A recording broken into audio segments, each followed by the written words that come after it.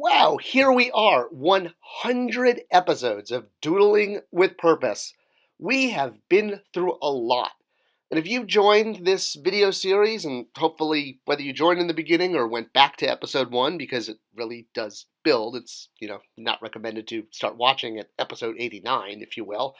Well, honestly, I just want to say a huge thank you, because this channel and this particular playlist could not exist if people were not interested in watching it. And it has been such a thrill to walk everyone through the basics of writing and the structure of the hieroglyphic language.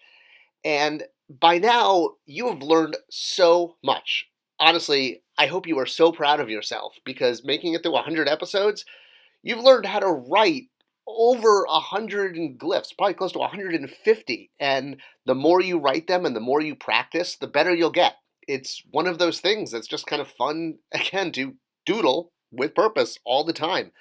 And whether you're young, old, whatever country you're from, it's a fun skill to have. And, being able to write your name and show it off and write now even sentences, how cool is that?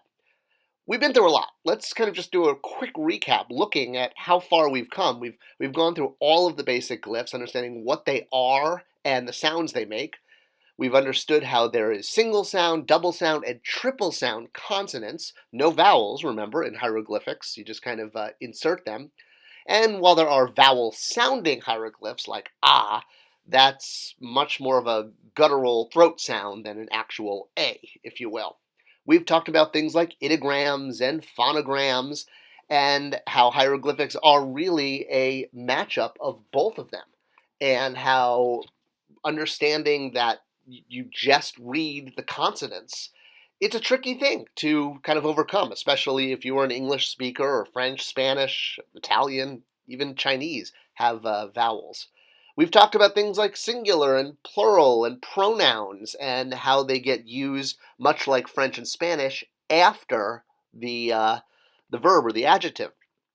And we've talked about the way different names, different masculine and feminine are used with the T. We've talked about prepositions and how they can have different meanings, so having to use the context to understand it. So today, for the 100th episode, I want to do something just a little bit different, and we're going to talk about some fun with hieroglyphics, some other kind of fun things you can do with this new talent that you have picked up. Because, hey, why learn something new if you can't enjoy it? Next week, we're going to pick up with a vocabulary builder, and we're going to really learn a lot of words. And there are still some glyphs to learn, especially some determinatives, like the cobra, which is actually really fun to draw. So we'll get into more of that. We're not going to stop the lessons now. We will continue, but at this point, you know all of the structure and the basic glyphs for reading and writing. And again, I highly recommend making flashcards. It's a great way to continue to sort of memorize, as well as absolutely write. And of course, if you have a time machine, highly suggest Middle Kingdom. Go back to the Middle Kingdom. It's always good to immerse yourself in the culture. It's the best way to learn a new language. If you don't have a time machine, definitely do what you can to invent one. All right, so let's talk about some fun and some things you can do with hieroglyphics every day, because for those of us who don't live in the Middle Kingdom and it's pretty much a dead language outside of museums and this channel, well, have you ever met a new person, like, in your whole life? Whether you're meeting new people at, bars, whether you're doing this because you're single or you're just out at parties with your significant other, maybe you're on an airplane and you're chatting it up with the person next to you and you want to get to know them. Well, it could work in any environment. Heck, you could be at a Monstersaurus, Truckosaurus event, right? And start chatting with the robot or human next to you. Either way, a great way to start up a conversation, break the ice, if you will. You could find out someone's name simply by asking them if you'd like to show them how to write their name in hieroglyphics. Oh, hey, now you know their name. Now you can start talking to them. And it's a lot less creepy than some other pickup lines, believe me.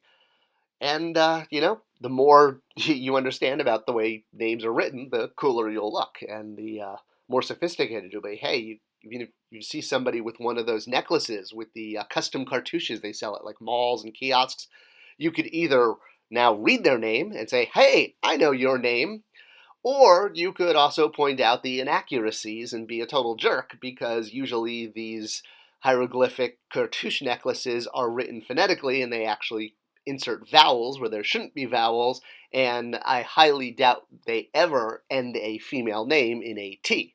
In fact, I can say that my mother has one of these, and her name is Mary, like Merry Christmas, and it's owl, reed, mouth, mouth, double reed, Mary. There's no T at the end, and there shouldn't be those vowels. So, hey, you could be a total jerk and be like, that's not how you write a name in hieroglyphics. And then, hey, only use this new knowledge for good. Why not go to Luxor? Not just Luxor in Egypt, but Luxor in Las Vegas.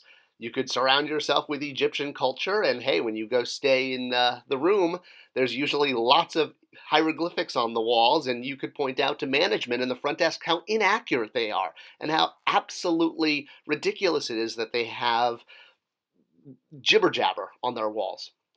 I like to write my files in hieroglyphics, not just to keep up with my learning and my reading, but hey, it keeps people from stealing my stuff and going through my files and knowing what they are, because most people are like, what? I also found a great use for the holidays when we get, like my daughter, a lot of gifts. Sometimes we forget what's inside, so I write what's inside. In this case, makeup, M-K-I or Y-P, makeup. That's how we knew what was in this gift, because we forgot, because we wrapped them all together. Hey, pass notes in class, right? And now you have a secret language that the teacher can't decipher. So the note makes it up to the front of the class and, still secret. And of course, if you're in a meeting and you're bored, don't fall asleep. It's embarrassing. Just doodle with purpose. Write hieroglyphics. Don't just draw, a happy face. Draw something that's actually a skill set. Congratulations on making it this far. If you like this video, you like this series, pass it on to others, repost it on social media, like this channel, subscribe. Let me know any questions you have in the comments. I'll see you next week as we start our vocabulary builder course for lesson 101 and we go binary.